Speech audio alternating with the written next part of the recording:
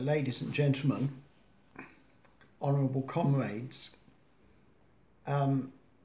today or tonight I just want to talk briefly about Zimbabwe. And we have to give thanks to God for the removal of Robert Mugabe by the army in Zimbabwe. This is a great step forward.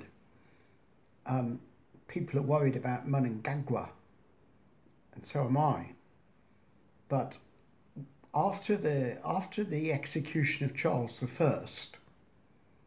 I, when his son was restored to the English throne about 30 years later, after the English Civil War, Charles II was never executed because he'd learned from his father's error. So I hope Mnangagwa will be a progressive, Christian, humane ruler. I was in Zimbabwe for a few years, and I remember once I was teaching in a school in Zimbabwe in the townships, Harare Township, and I took my children to the local cinema one day to see a film about Gandhi. It was called Gandhi.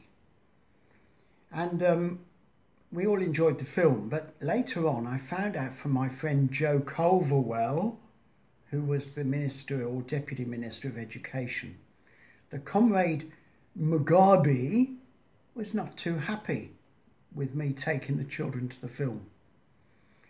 And I said, "Why is this, Joe?" He said, "Well, it was because there's a certain line in the film where Gandhi, who was played by Ben Kingsley, Gandhi says that he rejected violence as a way for bringing India to independence, on the grounds that if you have gangsters, if you teach gangster methods in order to get to power, when you are in power, you just have a government of gangsters." And that's exactly what happened in the case of Mugabe. And Nkomo fell out of the coalition, and then there was a civil war in Matabeleland with thousands of Ndebele speaking people murdered by the 5th Brigade. Now, under the terms of Mugabe leaving office, that's not to be mentioned in Zimbabwe. The fact that he was a mass murderer is just to be brushed under the carpet. It wasn't just Matabeleland. Many other places happened. It happened in many other places. But anyway, praise God. Thank God that he's gone.